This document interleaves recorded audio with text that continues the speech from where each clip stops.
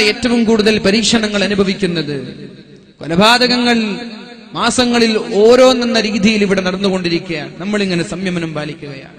ചെറുപ്പക്കാരൊക്കെ ചോദിച്ചു തുടങ്ങി, പോരെ ഇനിയും വേണോ ഈ സംയമനം? ചെറുപ്പക്കാരെ ചോദിക്കാൻ തുടങ്ങി. എന്റെ പൊന്നു ചെറുപ്പക്കാര, നമ്മുടെ ആയുധം സംയമനമാണ്, നമ്മുടെ സംസ്കാരവും സംയമനമാണ്. എനിക്കറിയാം, അങ്ങനെ ചോദിച്ച ആളുകൾക്ക് അറിയാം. സംയമനം വേണമെന്ന് പറഞ്ഞപ്പം പോരെ ഇനിയും വേണോ ഈ സംയമനം? ഇത്ര കാലമായി 9 എണ്ണമായി നിരന്തരമായി കൊല ചെയ്യപ്പെടുകയാണ്.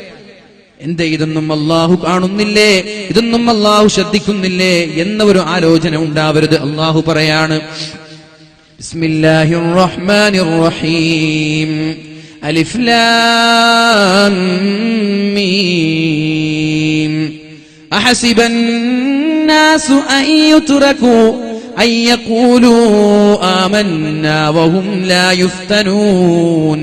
പൊന്നു മുഅ്മിനീങ്ങളെ, നിങ്ങൾ മുഅ്മിനാണ് എന്ന് പറഞ്ഞാൽ നിങ്ങൾക്കൊരു പരീക്ഷണം തരാതെ ഞാൻ നിങ്ങളെ വെറുതെ വിടുമെന്ന് നിങ്ങൾക്ക് തോന്നുന്നുണ്ടോ? ലോകത്തെവിടെ നോക്കിയാലും ആളുകളുടെ ചർച്ച മുസ്ലിമീങ്ങളാണ്. ഒരു മുസ്ലിം കൊല ചെയ്യപ്പെട്ടാൽ ചാനലുകൾക്ക് ചർച്ചയില്ല, അല്ലെ? ഒരു മുസ്ലിം കൊല ചെയ്യപ്പെട്ടാൽ പത്രക്കാർക്ക് വാർത്തയല്ല, ചാനലുകാർക്കത് വാർത്തയല്ല. രാത്രി ചർച്ചകൾ, അന്തിച്ചർച്ചകളില്ല. എന്നാൽ ഏതെങ്കിലും ഒരു കയ്യബദ്ധത്താൽ മുസ്ലിം ഒന്ന് കൊന്നാലോ പിന്നെ മാസങ്ങളോളം ചർച്ചകൾ. അത് യുആപ്പ ചുമത്തണം, കാപ്പ ചുമത്തണം, എന്തൊക്കെയുള്ള കോലാഹലങ്ങൾ. മുസ്ലിമീങ്ങൾ കൊല്ലപ്പെട്ടപ്പോലോ ഒരു പട്ടി കൊല്ലപ്പെട്ട പ്രശ്നം പോലുമില്ല. പട്ടികൾക്ക് വരെ സ്വൈരവിഹാരത്തോടെ സന്തോഷത്തോടെ ജീവിക്കാൻ പറ്റുന്ന നാട് ഇന്നൊരു മുസ്ലിമിന് ജീവിക്കാൻ പറ്റുന്നില്ല. ഇത് നമ്മൾ അനുഭവിക്കുന്ന പരീക്ഷണങ്ങളാണല്ലോ. അല്ല, അല്ലാഹു പറയാണ്, അഹസിബൻ നാസു അൻ യുത്റകൂ അൻ യഖൂലൂ ആമന്നാ. ഞാനൊരു മുഅ്മിനാണ്, ഞാനൊരു മുസ്ലിമാണ് എന്ന് പറഞ്ഞാൽ നിങ്ങളെ ഞാൻ വെറുതെ വിടുമെന്ന് നിങ്ങൾക്ക് തോന്നുന്നുണ്ടോ? അങ്ങനെ തോന്നുന്നുണ്ടോ? മുസ്ലിമായ പിന്നെ ഫുൾ ഫ്രീ ആയി ഞാൻ അങ്ങോട്ട് സ്വർഗത്തിൽ എത്തി തോന്നുന്നുണ്ടോ? ഇല്ല. വഹും ലാ യുഫ്തനൂൻ. ഒരു പരീക്ഷണം പോലും അനുഭവിക്കാതെ, പ്രാരാബ്ദങ്ങളില്ലാതെ, പ്രതിസന്ധികളില്ലാതെ നിങ്ങൾക്ക് സ്വർഗത്തിലേക്ക് എത്താൻ പറ്റുമെന്ന് നിങ്ങൾക്ക് തോന്നുന്നുണ്ടോ? വലഖദ് ഫതന്നല്ലദീന മിൻ ഖബ്ലിഹിം. നിങ്ങളെ മാത്രമല്ല നിങ്ങളെക്കാൾ മുമ്പുള്ളവരെയും ഞാൻ പരീക്ഷിച്ചിട്ടുണ്ട്. ഇത് പള്ളിയിൽ കയറി ഉസ്താദിനെ കൊന്നതാണ്. എന്നാൽ ഉസ്താദിനെക്കാളും വലിയ ആളാണ് അമ്പിയാക്കൾ. അമ്പിയാക്കളെ കൊന്നിട്ടില്ലേ? അമ്പിയാക്കളെ കൊന്നിട്ടില്ലേ? വലഖദ് ഫതന്നല്ലദീന മിൻ ഖബ്ലിഹിം. നിങ്ങൾക്ക് മുമ്പ് കഴിഞ്ഞു പോയ ആളുകളെ ഞാൻ പരീക്ഷിച്ചിട്ടുണ്ട്. എന്തിനാണ് ഈ പരീക്ഷണങ്ങൾ എന്നറിയോ? ഒരു കൊലപാതകം നടക്കുമ്പോൾ ആയുധങ്ങളുമായി ഇറങ്ങാൻ ഇസ്ലാം നിങ്ങൾക്ക് അനുവാദം തന്നിട്ടില്ല. ക്ഷമിക്കാനാണ് പറഞ്ഞത്. മദീനയിൽ നിന്ന് മക്കയിലേക്ക് അള്ളാഹുവിന്റെ ഹബീബ് സ്വഹാബാക്കളെയും കൂട്ടി കടന്നു വരികയാണ്. എന്റെ ചെറുപ്പക്കാരാ, ഈ ഒരു സംഭവം നിങ്ങൾ മറന്നുപോകരുത്. എന്റെ ചെറുപ്പക്കാരോട് വളരെ സ്നേഹത്തോടെ പറയുകയാണ്, ഫാസിസ്റ്റ് ശക്തികൾ ഇവിടെ വർഗീയ ധ്രുവീകരണങ്ങൾ ഉണ്ടാക്കി, മതസ്പർദ്ധയുണ്ടാക്കി, മുസ്ലിമിന്റെയും ഹിന്ദുവിന്റെയും ചോര കുടിച്ച് ഇവിടെ ഭിന്നിപ്പം, ഇവിടെ പ്രശ്നങ്ങളും ഉണ്ടാക്കാൻ ശ്രമിക്കുമ്പോ എന്റെ പൊന്നു ചെറുപ്പക്കാരോട് പറയാനുള്ളത്, ക്ഷമയാണ് നമ്മുടെ മുഖമുദ്ര. ക്ഷമിക്കാനാണ് പരിശുദ്ധ ദീൻ നമ്മോട് പഠിപ്പിച്ചത്. ഇതിനേക്കാളും വലുത്, ഇതിനേക്കാളും വലിയ പീഡനങ്ങളുടെ കഥകൾ, ഇതിനേക്കാളും വലിയ പരീക്ഷണങ്ങളുടെ നൂലാമാലകൾ അള്ളാഹുവിന്റെ ഹബീബും സ്വഹാബാക്കളും അനുഭവിച്ചിട്ടുണ്ട്. മദീനയിൽ നിന്ന് ഈ വർഷം ഉംറ ചെയ്യണമെന്ന താല്പര്യത്തോടെ സ്വഹാബാക്കളോട് പറഞ്ഞു, എന്റെ സ്വഹാബാ, ഞാനൊരു സ്വപ്നം കണ്ടിട്ടുണ്ട്. കഅബയിൽ ചെന്ന് ഉംറ ചെയ്യുന്ന സ്വപ്നം കണ്ടിട്ടുണ്ട്. ഞങ്ങൾക്ക് പോയി ഉംറ ചെയ്യുകയല്ലേ എന്ന് പറഞ്ഞിട്ട് അള്ളാഹുവിന്റെ ഹബീബും സ്വഹാബാക്കളും അങ്ങ് മക്കയിലേക്ക് കടന്നു വരികയാണ്. 4000 ചില്ലാനം സ്വഹാബാക്കളുണ്ട്. ഇത് എപ്പോ വരുന്നതെന്നറിയോ? ബദർ യുദ്ധം വിജയിച്ചവരാണ് മുസ്ലിമീങ്ങൾ. മക്കക്കാരുമായി ശക്തമായി യുദ്ധം കഴിഞ്ഞ് ബദർ യുദ്ധത്തിൽ വിജയശ്രീലാളിതരായി വിജയത്തിന്റെ പതാക ആകാശലോകത്ത് വെന്നിക്കൊടി പറപ്പിച്ചവരാണ് മുസ്ലിമീങ്ങൾ. ആ 4000 കണക്കിന് സ്വഹാബാക്കളുമായി മദീനയിൽ നിന്ന് മക്കയിലേക്ക് അല്ലാഹുവിന്റെ ഹബീബും സ്വഹാബാക്കളും കടന്നു വരികയാണ് ഉംറ ചെയ്യാൻ വേണ്ടി. അപ്പോഴാണ് മഹാനായ ഉസ്മാൻ തങ്ങളെ പറഞ്ഞേക്കുന്നത്, മക്കക്കാരായ മുശ്രിക്കീങ്ങളുടെ തീരുമാനം എന്തെന്നറിയാൻ. എന്നാൽ ഉസ്മാൻ തങ്ങളെ ബന്ദിയാക്കുകയാണ് മക്കക്കാരായ മുശ്രിക്കീങ്ങൾ ചെയ്തത്. നബി തങ്ങളെ ഹുദൈബിയയിലെത്തിയപ്പോ മക്കക്കാരായ മുശ്രിക്കീങ്ങൾ വന്നിട്ട് തടയുകയാണ്. ഉംറ ചെയ്യാൻ ഞങ്ങൾ അനുവദിക്കൂല, ഉംറ ചെയ്യാൻ ഞങ്ങൾ അനുവദിക്കൂല, നേരെ തിരിച്ചു മദീനയിലേക്ക് തിരിച്ചു പോകണമെന്ന് അള്ളാഹുവിന്റെ ഹബീബിനോട് പറഞ്ഞപ്പോ നബി തങ്ങളൊന്ന് വിരലനക്കിയാൽ 4000 കണക്കിന് ആളുകൾ മരിക്കാൻ തയ്യാറായി അള്ളാഹുവിന്റെ സ്വർഗത്തിലേക്ക് രക്തസാക്ഷിയായി ഷഹീദായി പാറിപ്പറന്ന് കടന്നു പോകാൻ താല്പര്യത്തോടെ യുദ്ധത്തിന് കൊതിച്ചു നിൽക്കുന്ന സ്വഹാബാക്കള്, എന്തും ചെയ്യാൻ തൽപരരായ 4000 കണക്കിന് വാളൂരിപ്പിടിച്ച സ്വഹാബാക്കൾ ഉണ്ടാകുമ്പോ നബി തങ്ങൾ പറഞ്ഞു, കൂൾ, സമാധാനായിട്ടിരിക്കും. സഹാബാക്കൾക്കൊക്കെ ഒന്ന് രോമൊക്കെ ഒന്ന് എണീറ്റു. അവർ പറഞ്ഞു, നബിയെ, യുദ്ധം ചെയ്യാൻ ഞങ്ങൾ യുദ്ധത്തിനാണെങ്കിൽ യുദ്ധത്തിന് തയ്യാറാണ്, ഉംറ ചെയ്യാൻ വന്നവരാണ് ഞങ്ങൾ, ഉംറ ചെയ്യാതെ തിരിച്ചു പോവില്ല, ഉംറ ചെയ്യാതെ തിരിച്ചു പോവില്ല. സഹിൽ എന്ന് പറയുന്ന ഒരാളെ സന്ധിക്ക് വേണ്ടി പറഞ്ഞേക്കുകയാണ്.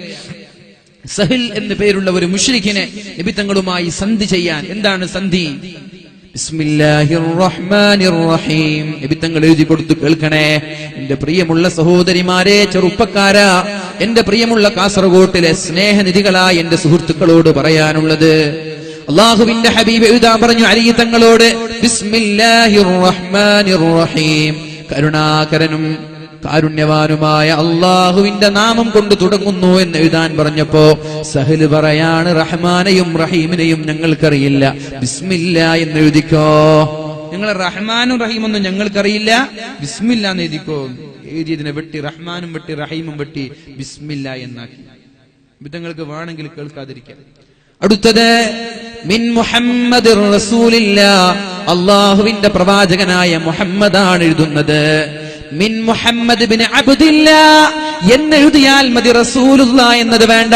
നിങ്ങൾ റസൂലാണെന്നുള്ള വിശ്വാസം ഞങ്ങൾക്കുണ്ടെങ്കിൽ ഞങ്ങൾ നിങ്ങൾ കൂടെ വരൂലേ? നിങ്ങൾ പ്രവാചകനാണെന്ന് ഞങ്ങൾക്ക് വിശ്വാസമില്ല, അതുകൊണ്ട് മുൻ മുഹമ്മദ് റസൂലില്ല എന്ന് വേണ്ട, മുഹമ്മദ് ബിൻ അബ്ദില്ലാ എന്ന് എഴുതിയാൽ മതി. അലിയിനോട് വെട്ടാൻ പറഞ്ഞപ്പോ, ആ റസൂലുള്ള എന്നത് വെട്ടാൻ പറഞ്ഞപ്പോ അലി തങ്ങളുടെ കൈകൾക്ക് ധൈര്യം വന്നില്ല. എങ്ങനെയാണ് റസൂലുള്ള എന്നൊരു പദം വെട്ടിപ്പോകുന്നത്? ഹബീബിനോട് സ്നേഹമുള്ള ഒരാൾക്ക് എങ്ങനെയാണ് റസൂലുള്ള എന്ന് പറഞ്ഞ വാക്കിന്റെ മുകളിൽ പേന കൊണ്ട് എഴുതാൻ പറ്റുന്നത്? അലി പറഞ്ഞു, നബിയെ എനിക്ക് പറ്റൂല, നബിയെ എനിക്ക് പറ്റൂല. അവസാനം അള്ളാഹുവിന്റെ ഹബീബ് നിർബന്ധിപ്പിച്ചപ്പോ മഹാനായ അലി തങ്ങൾക്ക് വെട്ടേണ്ടി വന്നു. എന്നിട്ട് തീരുമാനം എന്താ? മദീനയിൽ നിന്ന് മുസ്ലിമീങ്ങളായ ആളുകളിൽ നിന്ന് ആരെങ്കിലും മക്കയിലേക്ക് കടന്നു വന്നാൽ അവർ ഞങ്ങൾ 2 കൈയും നീട്ടി സ്വീകരിക്കുമെന്നാൽ, മക്കയിൽ നിന്ന് ആരെങ്കിലും മുസ്ലിമായി മദീനയിലേക്ക് വന്നാൽ നിങ്ങൾ അവരെ സ്വീകരിക്കാൻ പാടില്ല, പറഞ്ഞേക്കണം. കേൾക്കുന്നുണ്ടാ? അവിടെ സ്ക്രീൻ ഉണ്ടാ? അതെല്ലാരും അങ്ങോട്ട് നോക്കുന്നല്ലേ? ഞാൻ വിചാരിക്കും എന്താ എല്ലാരും അങ്ങോട്ട് നോക്കുന്നത്. മദീനയിൽ നിന്ന് ആരെങ്കിലും ഇസ്ലാമിൽ നിന്ന് പിന്മാറി മക്കയിലേക്ക് കടന്നു വന്നാൽ അവരെ സ്വീകരിക്കും, ഞങ്ങൾ അവരെ കൈയും നീട്ടി സ്വീകരിക്കും. എന്നാൽ മക്കയിൽ നിന്ന് ആരെങ്കിലും ഇസ്ലാമിലേക്ക് കടന്നു വന്നാൽ അവരെ നിങ്ങൾ സ്വീകരിക്കാൻ പാടില്ല. ഒപ്പുവെക്ക്. ഒപ്പ് ചെയ്തു. നിങ്ങൾ ആലോചിച്ച്, ഇങ്ങനെ ഒരു ഒപ്പിന് നിങ്ങൾ തയ്യാറാവോ? നബി തങ്ങൾ തയ്യാറാവാണ്. കുഴപ്പമില്ല, മുസ്ലിമായിട്ട് വന്നവരെ ഞങ്ങൾ സ്വീകരിക്കൂല, എന്നാൽ ഞങ്ങൾ ആളിൽ നിന്ന് വന്നാൽ നിങ്ങൾ സ്വീകരിച്ചോളി. ഒപ്പിട്ട് കൊടുത്തു. പിന്നെ അടുത്ത വാഗ്ദാനം, 10 വർഷത്തോളം ഉംറ ചെയ്യാൻ നിങ്ങൾ വരാൻ പാടില്ല. 10 വർഷക്കാലം മദീനയിൽ നിന്ന് മക്കയിലേക്ക് വരാൻ പാടില്ല. വീണ്ടും ഒപ്പ് ചെയ്തു, ഒപ്പ് വെച്ചു കൊടുത്തു. അപ്പോഴാണ് സഹിൽ എന്ന് പറയുന്ന ഒപ്പ് വെക്കുന്ന സന്ധി ചെയ്യുന്ന ഒരാളുടെ ആ സഹോദരന്റെ മകൻ ഇസ്ലാം സ്വീകരിച്ച് ഹബീബിന്റെ സമീപത്തേക്ക് കടന്നു വരുന്നത്. കൈകാലുകളിൽ ചങ്ങലയുണ്ട്. അബൂജന്തൽ റളിയല്ലാഹു അൻഹു, അദ്ദേഹത്തിന്റെ കൈകളിൽ ചങ്ങലക്കെട്ടുകളുണ്ട്.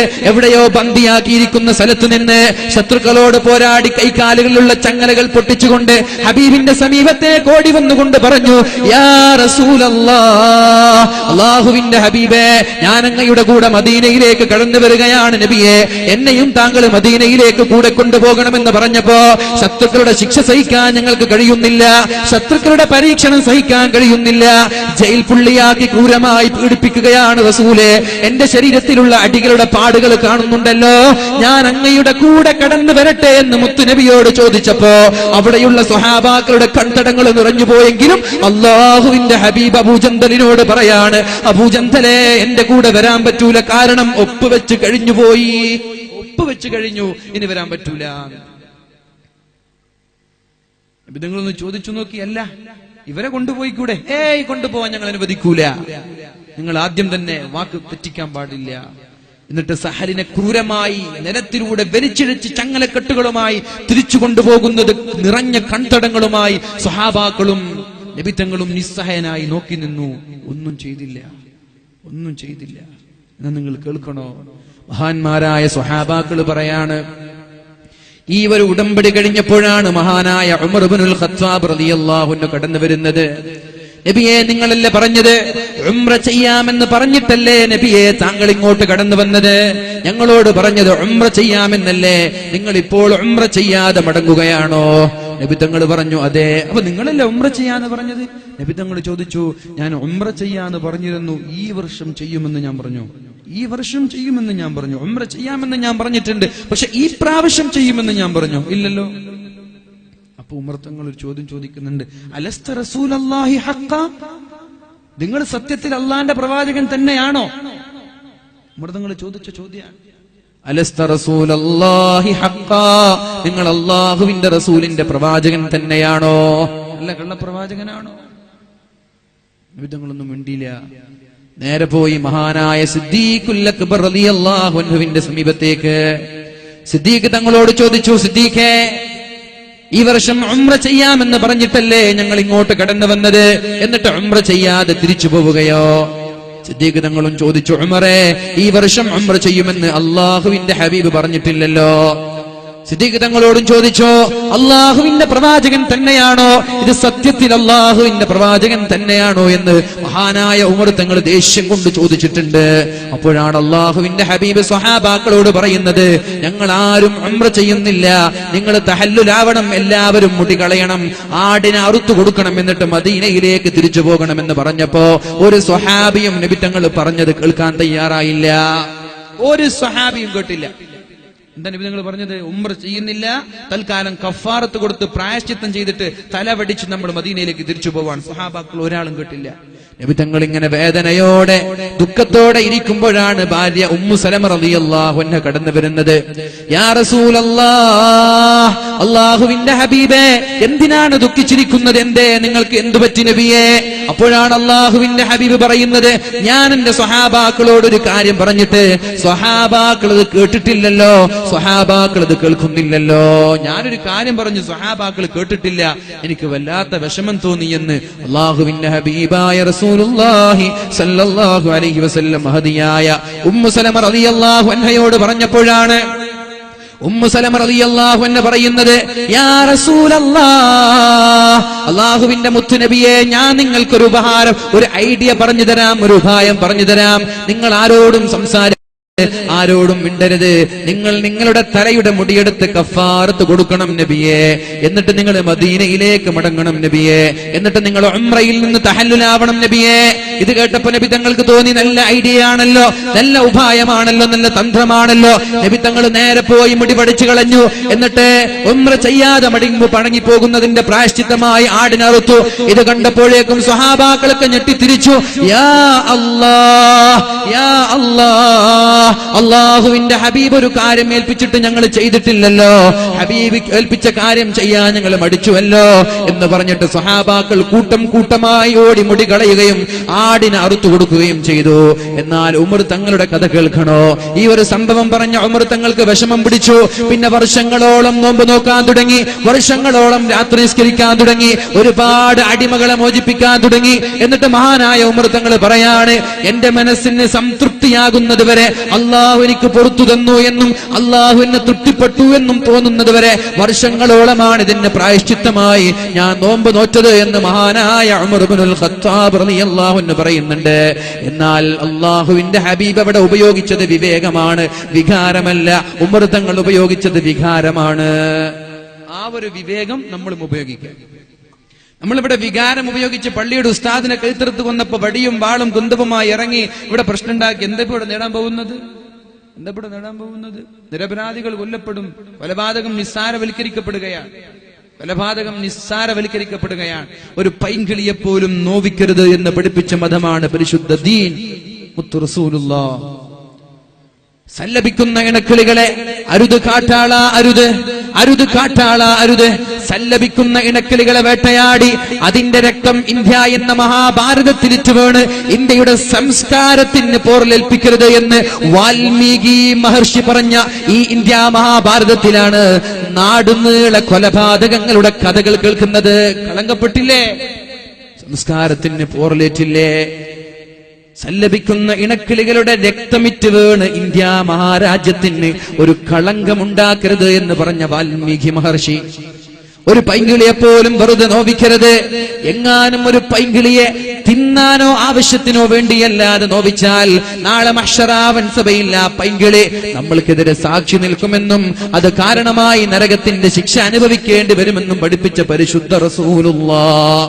ഈ സമുദായത്തിൽപ്പെട്ട നമ്മൾ എങ്ങനെയാണ് കൊലപാതകം നടത്തുക? നമ്മൾ എങ്ങനെയാണ് കൊലപാതകം നടത്തുക? വാൽമീകി മഹർഷി പറഞ്ഞതുപോലെ ഹൈന്ദവ സമുദായത്തിൽപ്പെട്ട ആളുകൾ എങ്ങനെയാണ് കൊലപാതകം നടത്തുക?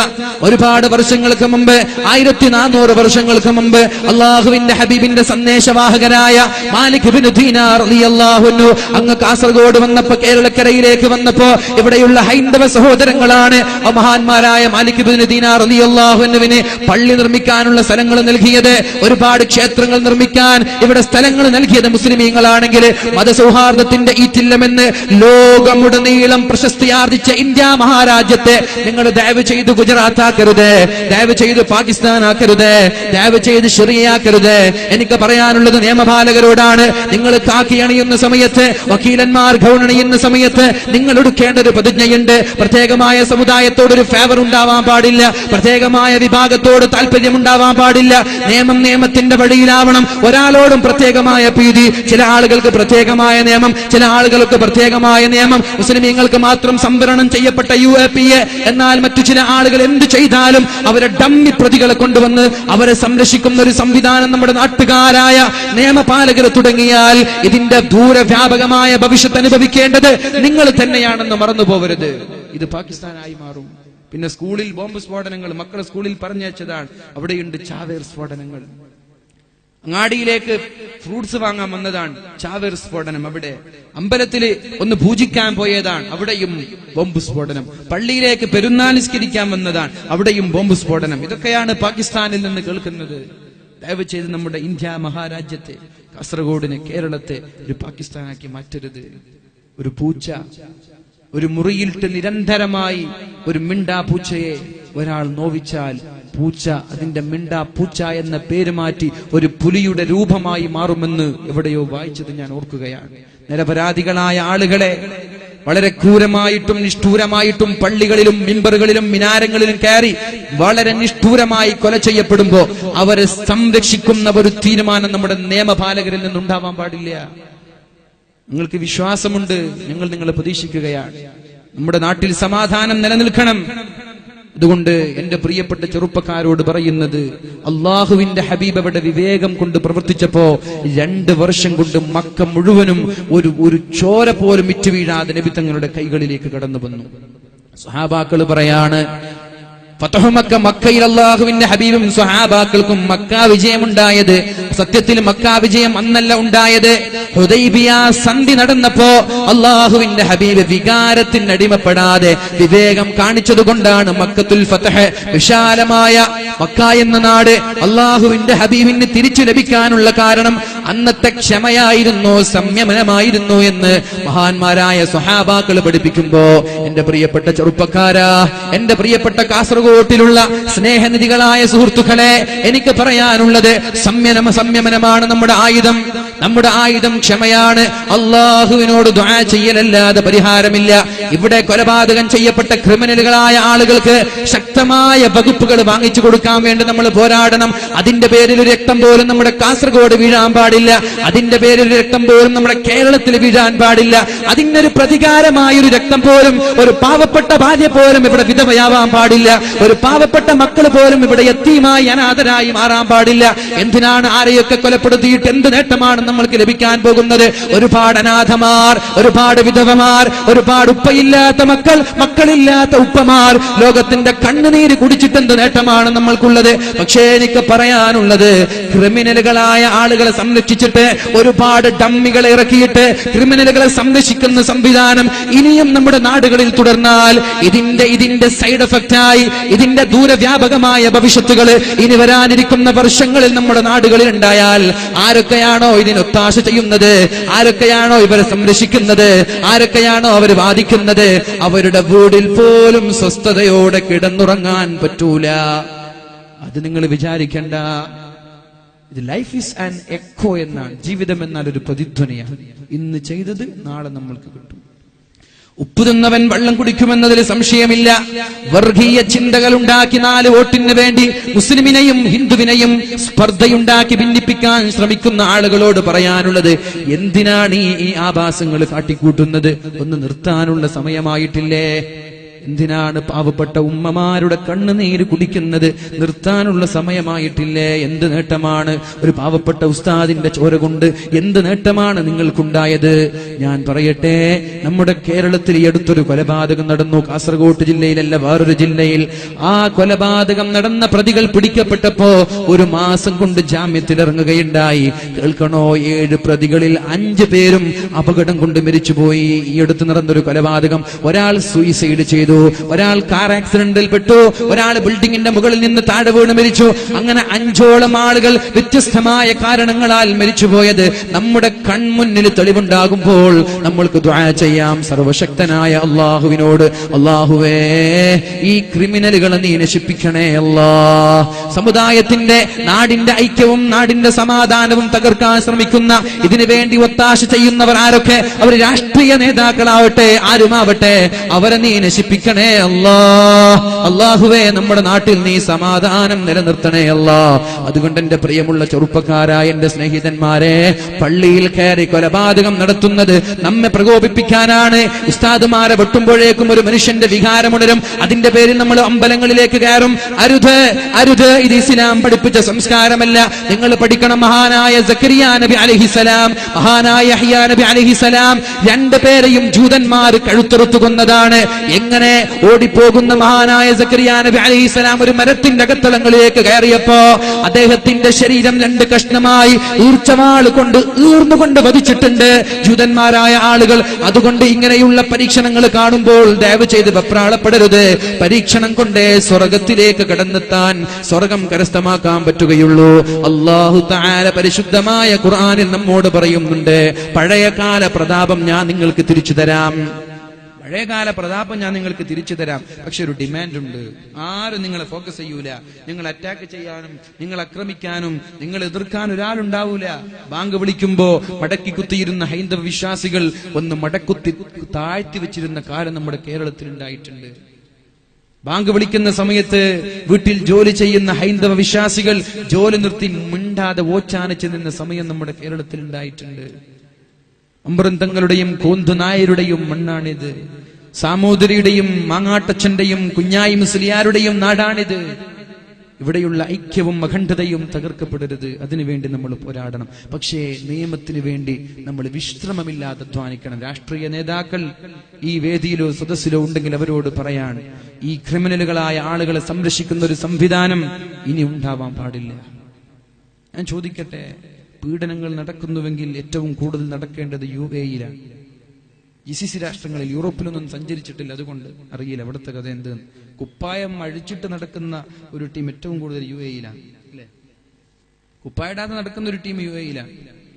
അവിടെ ആണുങ്ങൾ ഫുൾ സ്ലീവും കൂളിംഗ് ഗ്ലാസും മുഴുവനും ഷൂസും ഒക്കെ ധരിച്ച് ഇൻസൈഡ് ചെയ്ത് നടക്കുമ്പോ ആണുങ്ങൾ ആകെ കാണാൻ ഇത്ര സ്ഥലമാണ്, എന്നാൽ പെണ്ണുങ്ങൾ ആകെ അത്രേ മറക്കുള്ളൂ.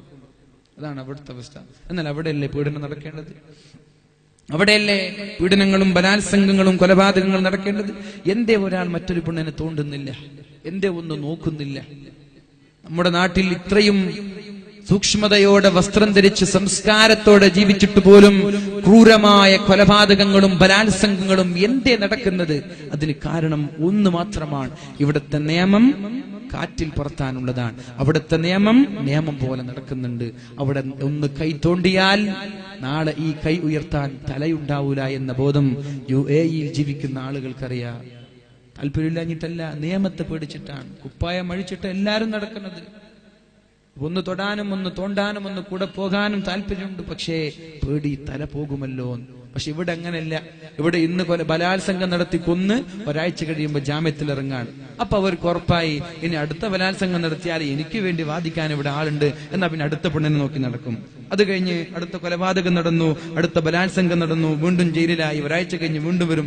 ഇതയാൾക്കൊരു ഹോബിയാണ് ബലാത്സംഗം ചെയ്യും. എന്റെ ഗോവിന്ദച്ചാമിക്ക് വേണ്ടി വരെ വാദിക്കുന്ന വക്കീലന്മാർ നമ്മുടെ നാട്ടിലുണ്ടാകുമ്പോ, ഗോവിന്ദച്ചാമി എന്ന് പറഞ്ഞാൽ പ്രബുദ്ധ കേരളം ഒന്നിച്ച് അദ്ദേഹത്തിനെതിരെ ശബ്ദിക്കും. ഇത്രയും വലിയ ക്രൂരമായ ബലാത്സംഗവും പീഡനവും ചെയ്ത ആളാണ്.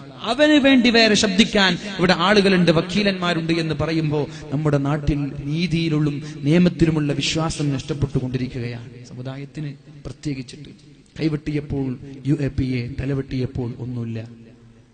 അങ്ങനല്ലേ നമ്മൾ കണ്ടത്? കൈവെട്ടിനെ നമ്മൾ ഒരിക്കലും അവർക്ക് സപ്പോർട്ട് ചെയ്യല്ല.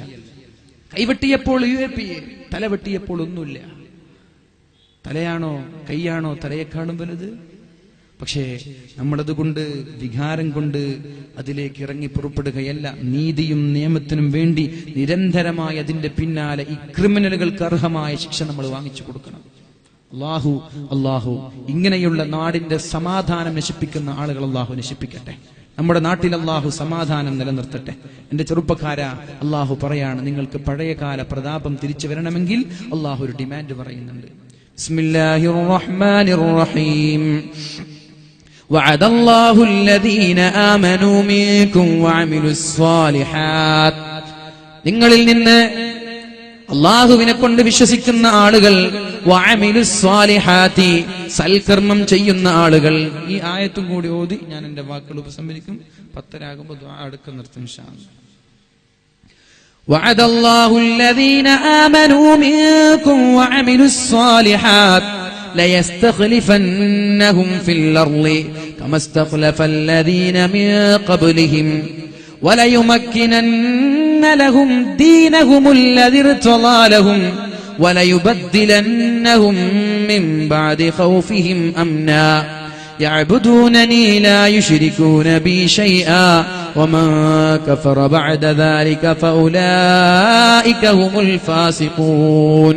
ഓ സത്യവിശ്വാസികളെ, ഓ മുസ്ലിമീങ്ങളെ, ഓ മുഅ്മിനീങ്ങളെ, നിങ്ങൾക്ക് ഞാനൊരു വാഗ്ദാനം തരട്ടെ, ഒരു കരാർ. വഅദല്ലാഹു الذين آمنوا منكم, നിങ്ങളിൽ നിന്ന് അല്ലാഹുവിനെ കൊണ്ട് വിശ്വസിച്ച ആളുകൾക്ക് ഞാനൊരു വാഗ്ദാനം നൽകുകയാണ്. വഅമിലുസ് സ്വാലിഹാത്ത്, സൽപ്രവർത്തനങ്ങൾ മാത്രം ചെയ്ത് ജീവിക്കുന്ന ആളുകൾക്ക് ഞാനൊരു വാഗ്ദാനം നൽകട്ടെ. എന്താണ് വാഗ്ദാനം? ലയസ്തഖ്ലിഫന്നഹും ഫിൽ അർളി കമസ്തഖ്ലഫല്ലദീന മിൻ ഖബ്ലിഹിം. നിങ്ങൾക്ക് മുമ്പ് കഴിഞ്ഞു പോയ ആളുകൾക്ക് അവരുടെ അധികാരം തിരിച്ചു നൽകിയതുപോലെ നിങ്ങൾക്ക് നഷ്ടപ്പെട്ടു പോയ അന്തസ്സും പ്രതാപവും ഞാൻ തിരിച്ചു തരാം. മുസ്ലിം എന്ന് പറയുമ്പോ സ്നേഹിക്കുന്ന ആളുകൾ ഇവിടെ ഉണ്ടാവും, മുസ്ലിമീങ്ങളോട് ബഹുമാനമുള്ള ആളുകൾ ഇവിടെ ഉണ്ടാവും. അത് നിങ്ങൾക്ക് വേണോ? എന്തോ വിശ്വാസികൾ പണ്ട് അല്ലെ, പഴയ കാലത്ത് വർഗവിവേചനത്തിന്റെ പേരിൽ, ജാതിയുടെ വിവേചനത്തിന്റെ പേരിൽ ശൂദ്രരും ക്ഷത്രിയരും ആയ ആളുകൾ, ഏറ്റവും നികിഷ്ഠരായ ആളുകൾ, ശൂദ്രരായ ആളുകൾ, അവർക്ക് കിലോമീറ്ററുകൾക്ക് അപ്പുറത്തില്ല ബ്രാഹ്മണരുടെ സമീപത്ത് നടക്കാൻ പാടില്ല. ബ്രാഹ്മണര് നടന്നാൽ 1 കിലോമീറ്റർ അപ്പുറത്ത് ശൂദ്രരായ താഴ്ന്ന ജാതിക്കാർ നടക്കണം. അവർ ദൈവത്തിന്റെ കാലിൽ നിന്നുണ്ടായവരാണ്. എങ്ങാനും ഒന്ന് കണ്ടുപോയാൽ ഈ ശൂദ്രന്റെ ചെവിയിൽ ചുട്ടുപൊള്ളുന്ന ഈയമൊഴിച്ചു കൊടുക്കുമായിരുന്നു. ശൂദ്രൻ, അതേ ജാതിയുടെ വിവേചനമുണ്ടായ സമയത്ത് ശൂദ്രന്മാർ ഈ വിവേചനം ഇല്ലാതിരിക്കാൻ വേണ്ടി അവർ കണ്ടെത്തിയ വഴിയാണ് പരിശുദ്ധമായ ദീൻ ഇസ്ലാം. എന്നാൽ ഈ താഴ്ന്ന വർഗക്കാരൻ പിറ്റേ ദിവസം ഒരു തൊപ്പിയിട്ട് മുസ്ലിമായി വന്നാൽ ബ്രാഹ്മണൻ കയ്യും പിടിച്ച് കൂടെ ഇരുത്തി ഭക്ഷണം കഴിക്കും. നോക്കണം, നമ്മൾ താഴ്ന്ന ജാതിക്കാരൻ ഒന്നടുത്തു വന്നാൽ, ഒന്ന് കണ്ടാൽ, അല്ലെങ്കിൽ കിണറിൽ നിന്ന് വെള്ളം കോരിയാൽ കിണർ മുഴുവനും വെള്ളം അത് മുഴുവനും ഒഴിവാക്കി വൃത്തിയാക്കിയിരുന്ന ഒരു കാലഘട്ടത്തിൽ മുസ്ലിമായി തൊപ്പി വെച്ച് വന്നാൽ ബ്രാഹ്മണർ കൂടെ ഇരുത്തി ഭക്ഷണം നൽകിയിരുന്നു. ഈ ഒരു രീതിയിലേക്ക് നിങ്ങളുടെ അഭിമാനവും അന്തസ്സും ഞാൻ തിരിച്ചു തരാം, പ്രതാപം ഞാൻ നിങ്ങൾക്ക് തിരിച്ചു തരാം. പക്ഷേ ഡിമാൻഡ് ഉണ്ട്.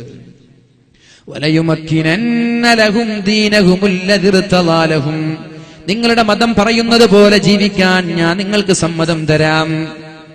ബീഫ് കഴിക്കാൻ പറ്റൂല എന്നാ പിന്നെ ഏറ്റവും കൂടുതൽ ബീഫ് ഡിസ്ട്രിബ്യൂട്ട് ചെയ്യുന്നത് കഴിക്കാൻ പാടില്ല എന്ന് പറയുന്ന ആളാണ്. ഇതൊന്നും അവരുടെ മതത്തോടുള്ള താല്പര്യമല്ല. എന്തെങ്കിലും ഒരു കാർഡ്, എന്തെങ്കിലും ഒരു കളി വേണം, എന്നിട്ട് വോട്ട് പിടിക്കണം എന്നതേ ഉള്ളൂ. ആരവിടെ ബീഫ് കഴിക്കാത്ത? നമ്മുടെ വീട്ടിലേക്ക് ജോലിക്ക് പല ആളുകളും വരാറില്ലേ, അവരൊന്നും ബീഫ് കഴിക്കാറില്ലേ?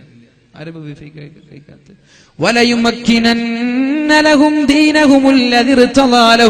നിങ്ങൾക്ക് നിങ്ങളുടെ ദീനിൽ അടിയുറച്ച് ജീവിക്കാൻ ഞാൻ അവസരം തരാം. താടി വെച്ചതിന്റെ പേരിൽ നിങ്ങളുടെ ജോലി നിഷേധിക്കപ്പെടൂല. ഹിജാബ് ധരിച്ചതിന്റെ പേരിൽ പരീക്ഷാ ഹാളിൽ നിന്ന് പറഞ്ഞേക്കൂല. പർദ്ദ ധരിച്ചതിന്റെ പേരിൽ ക്യാമ്പസിന്റെ കലാലയങ്ങളിൽ വളരെ ക്രൂരമായി ആക്രമിക്കപ്പെടൂല. നിങ്ങളുടെ ദീന് പറയുന്നത് പോലെ ജീവിക്കാൻ ഞാൻ നിങ്ങൾക്ക് അവസരം തരാം.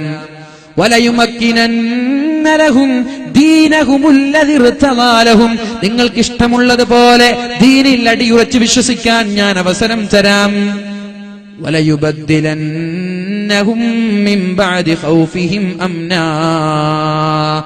നിങ്ങളുടെ ഈ പേടി മാറ്റി നിങ്ങൾക്ക് ഞാൻ പേടിയില്ലായ്മ തരാം. പുറത്തിറങ്ങാൻ പേടിയാണ്, പേര് ചോദിച്ചിട്ടാണ് അടിക്കുന്നത് അല്ലേ? പേര് ചോദിച്ചിട്ടാണ് ചില സമയത്ത് ഇവിടെ അടികൊണ്ടത്. എന്റെ പേരെന്താ? എന്നാ പിന്നെ പിടിച്ചോ.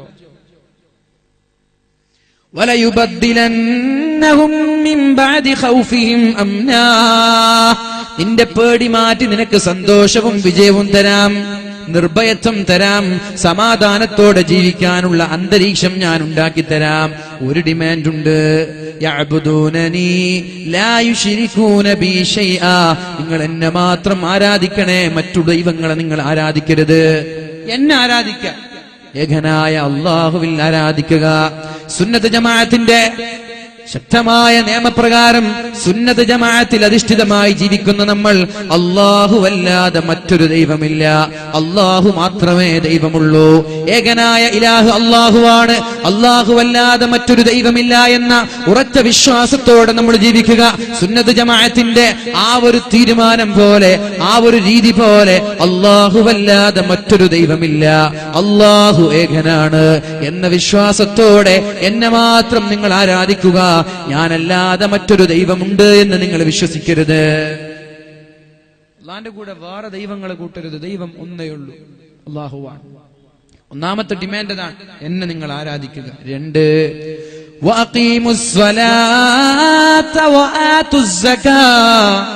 നിങ്ങൾ നിസ്കാരം നിലനിർത്തണേ, നിസ്കാരം നിലനിർത്തണേ. നിസ്കാരം വളരെ കൃത്യമായി നിലനിർത്തുക. ജുമഅക്ക് ആളുകൾ ഒരുമിച്ച് കൂടുന്നത് പോലെ സുബഹി നിസ്കാരത്തിന് മുസ്ലിമീങ്ങൾ ഒരുമിച്ച് കൂടിയിരുന്നുവെങ്കിൽ ഇന്ന് കാണുന്ന ഈ മുസ്ലിമീങ്ങളുടെ പ്രശ്നങ്ങൾ ഒന്നും ഉണ്ടാകുമായിരുന്നില്ല എന്ന് പറഞ്ഞത് ഒരു ജൂതനായ ഒരു നേതാവാണ്.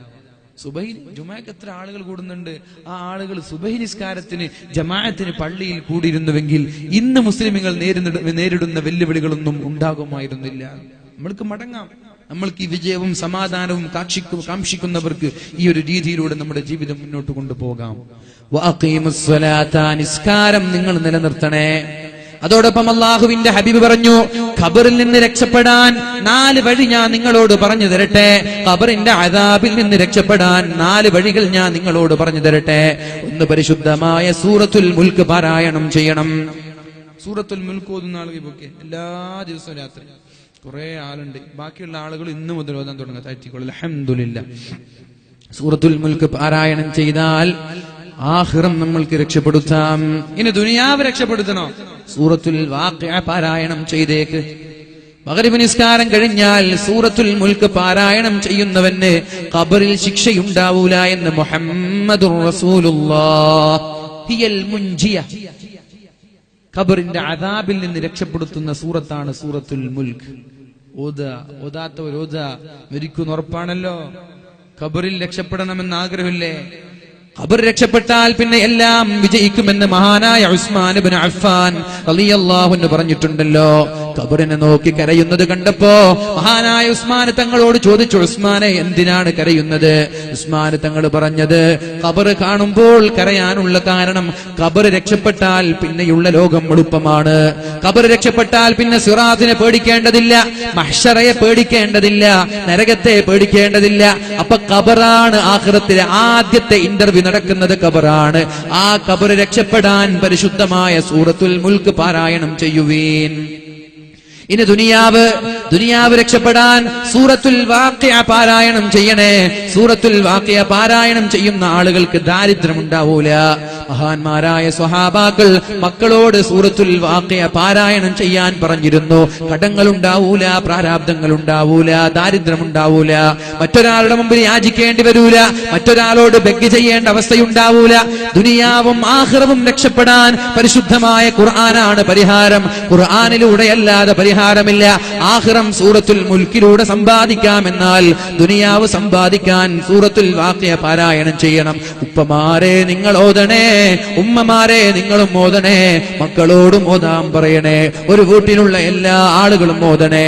എന്തേ ഒരു 10 മിനിറ്റ് അല്ലാഹുവിന് വേണ്ടി ചെലവഴിച്ചാൽ എന്തേ? ഒരുപാട് സമയം വാട്സപ്പിലും ഫേസ്ബുക്കിലും കളിക്കുമ്പോ, സോഷ്യൽ മീഡിയകളിൽ കളിക്കുമ്പോ, ടിവിക്ക് മുമ്പിൽ കളിക്കുമ്പോ, സിനിമക്ക് മുമ്പിൽ കളിക്കുമ്പോ, സീരിയലിന്റെ മുന്നിൽ അഡിക്റ്റ് ആയിരിക്കുമ്പോ, വെറുതെ സൊറ പറഞ്ഞിരിക്കുമ്പോ, വെറുതെ ചടച്ചിരിക്കുമ്പോ എന്തേ ഒരു 10 മിനിറ്റ് അല്ലാഹുവിന് വേണ്ടി സമയം കണ്ടെത്താൻ എന്തേ സാധിക്കാത്തത്? അല്ലാഹു നാളെ ചോദിക്കൂലേ നിന്റെ സമയത്തെക്കുറിച്ച്?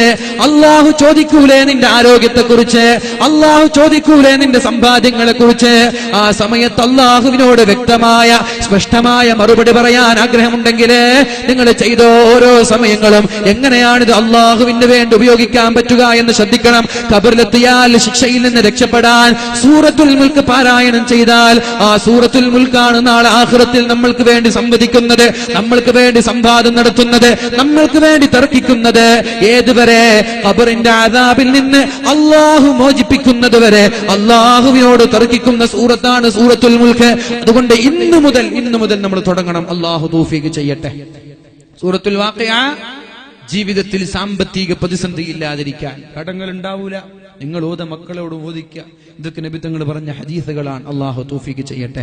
4 കാര്യം ചെയ്താൽ ഖബറിൽ നിന്ന് രക്ഷപ്പെടാമെന്നാണ്. 1, അസ്സദഖതു, നന്നായി ദാനധർമ്മം ചെയ്യുന്ന ആളുകളാണെങ്കിൽ ഖബറിന്റെ അദാബിൽ നിന്ന് രക്ഷപ്പെടാമെന്ന് മുഹമ്മദുർ റസൂലുള്ളാഹ്.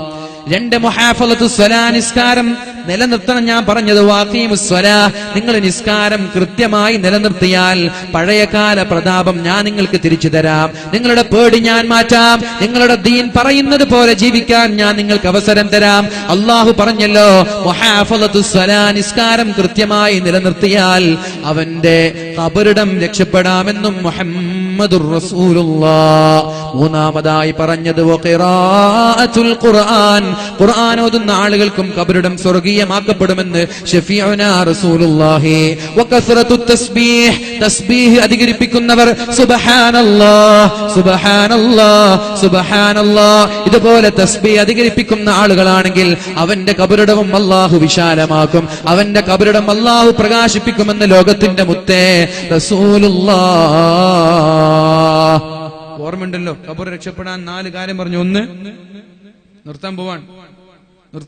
1 പറഞ്ഞോളൂ. 1, അസ്സദഖതു, നന്നായി ദാനധർമ്മം ചെയ്താൽ ഖബറിടം രക്ഷപ്പെടും. 2, മുഹാഫളത്തു സ്വലാ, നിസ്കാരം കൃത്യമായി നിർവഹിക്കണം. തോന്നുമ്പോ നിസ്കരിച്ചാൽ പോരാ, കൃത്യമായി നിസ്കരിക്കണം. ബാങ്ക് വിളിക്കുമ്പോൾ തന്നെ നിസ്കാരത്തെക്കുറിച്ച് ബോധം വേണം.